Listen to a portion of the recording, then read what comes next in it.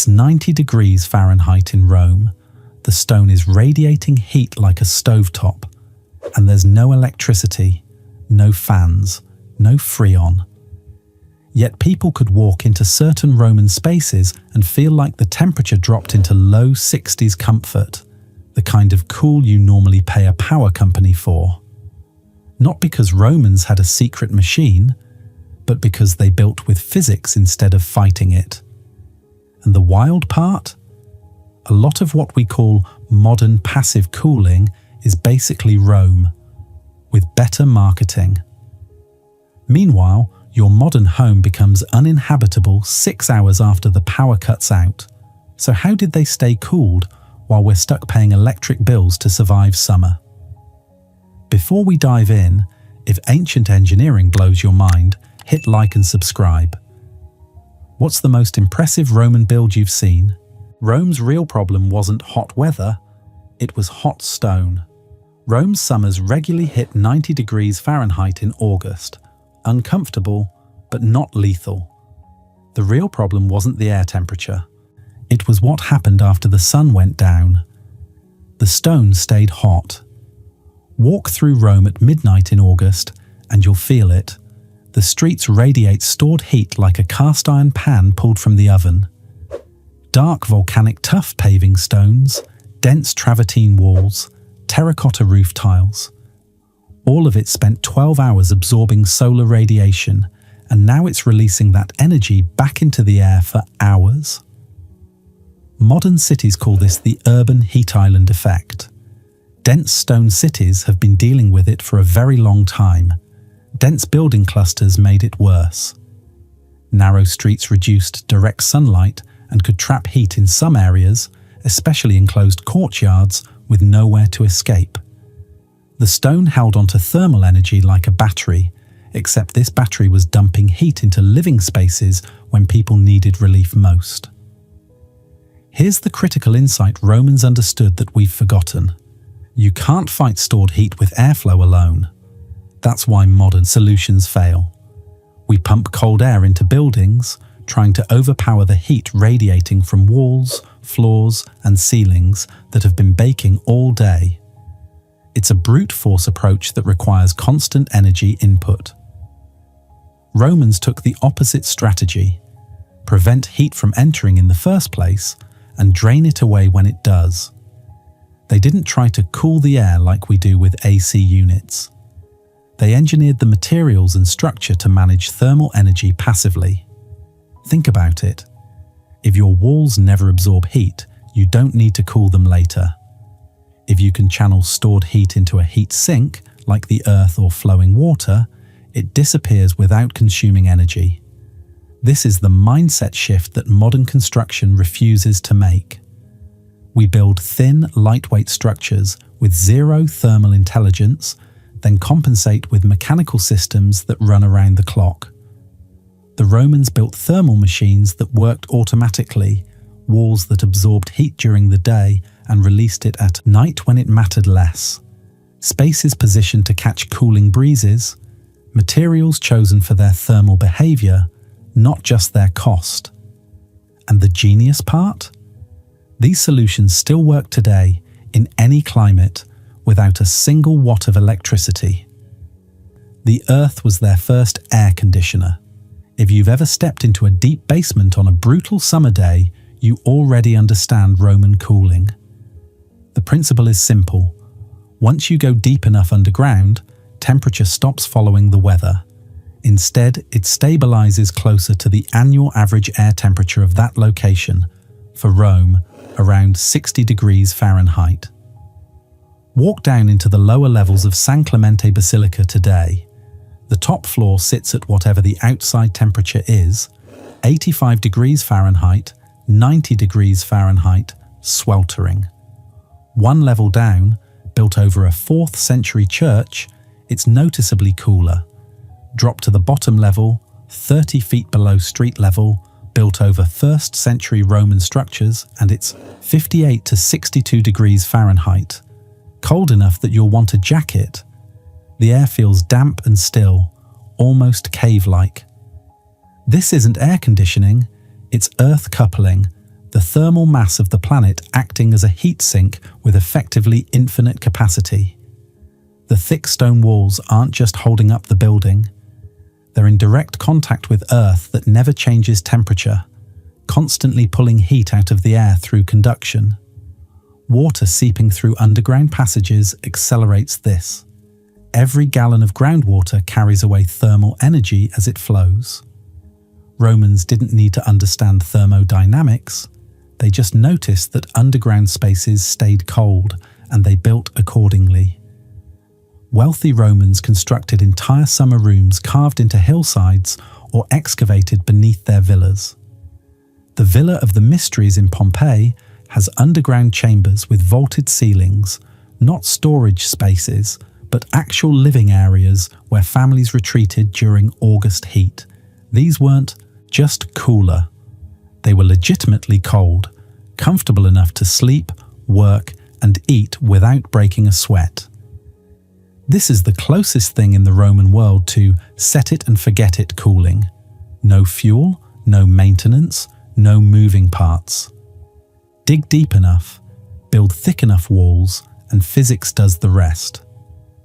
Modern passive houses are now rediscovering this with earth tubes and ground source heat pumps. The Romans just called it a basement, thick walls, not decoration, a thermal weapon. Walk through the entrance tunnels of the Colosseum on a 90 degrees Fahrenheit day, and you'll feel the temperature drop 15 to 20 degrees within seconds. It's not shade alone doing this. It's thermal mass working as a weapon against heat. The outer walls of the Colosseum are 15 feet thick at the base. That's not structural overkill. It's thermal engineering.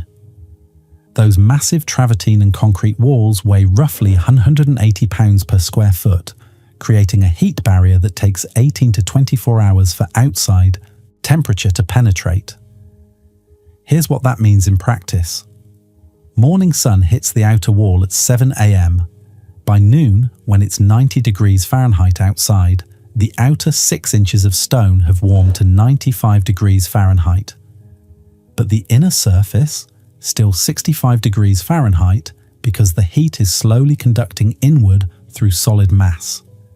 By evening, when outdoor temperature drops to 75 degrees Fahrenheit, the wall is still absorbing heat from the interior air, keeping the space cool. By midnight, when it's 68 degrees Fahrenheit outside, the outer wall starts cooling, but the inner surface is now releasing stored heat back into the space, preventing it from getting uncomfortably cold. This is thermal lag, the natural delay between outdoor temperature swings and indoor conditions. The thicker the wall, the longer the lag.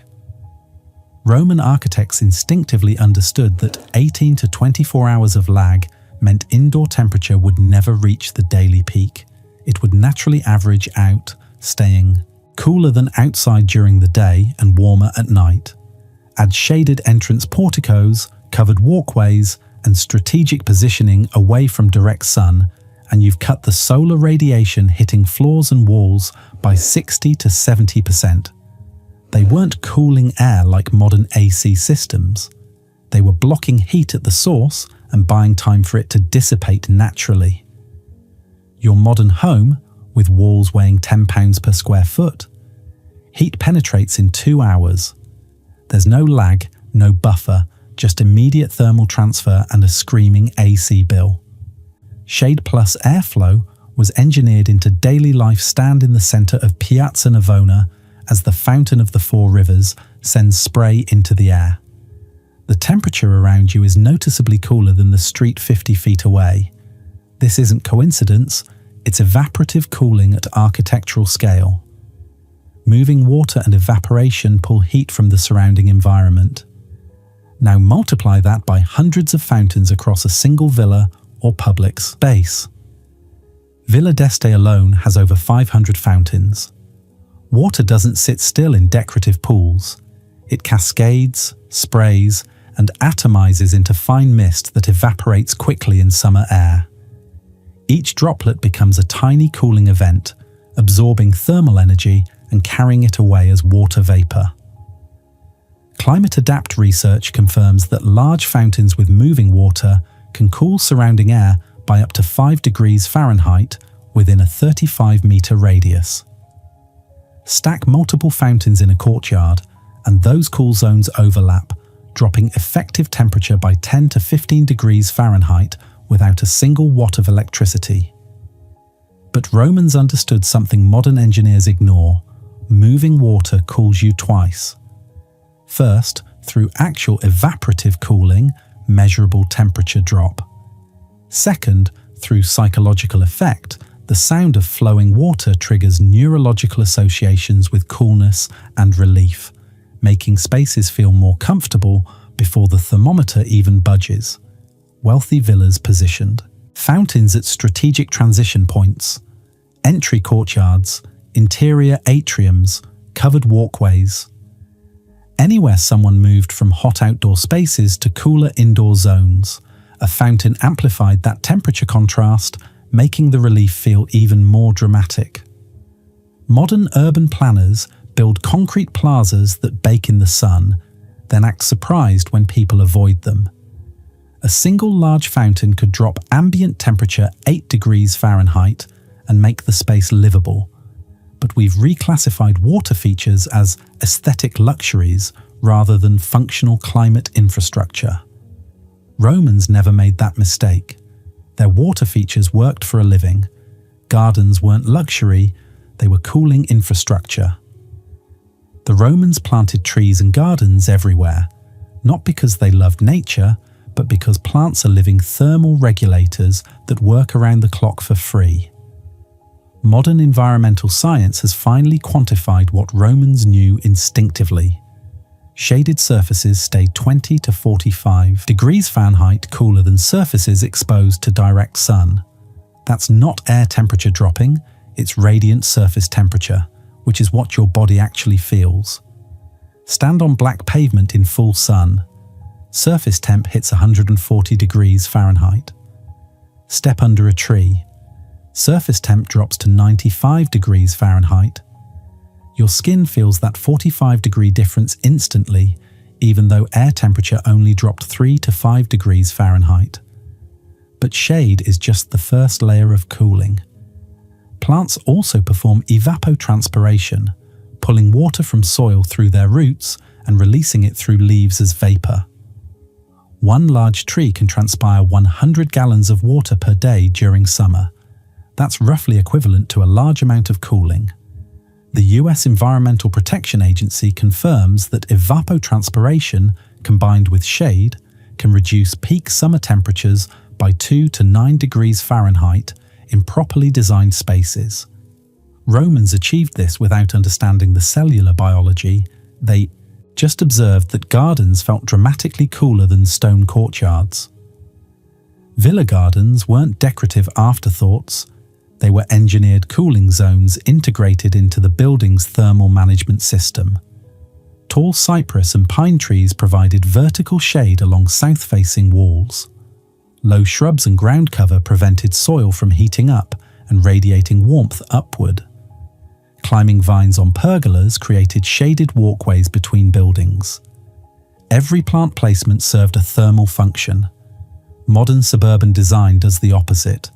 We clear lots, plant grass, which provides zero shade, position houses in full sun, then wonder why cooling bills are $300 a month. Romans understood something we've forgotten. Comfort isn't achieved with a gadget you buy. It's achieved with a system you build, where walls, water, earth, and plants work together as integrated climate control. No moving parts, no energy bills, just physics. Water, the cooling engine. They could actually move fountains, and gardens cooled outdoor spaces. But what about inside the buildings themselves? This is where Roman engineering gets genuinely impressive and controversial. Multiple historical sources describe wealthy Romans running cold spring water from aqueducts through lead or ceramic pipes embedded directly into wall cavities. Not for drinking, for active thermal management. Here's how it worked. aqueducts brought fresh spring water from mountains dozens of miles away. This water stayed cold because it spent much of its journey underground or in covered channels, shielded from solar heating. Before entering public fountains or baths, some of this water was diverted through pipes built into the inner sections of villa walls. As cold water flowed through, it absorbed heat from the surrounding brickwork through conduction. The warmed water then continued to baths or gardens, where it would be used normally. The effect was subtle but real.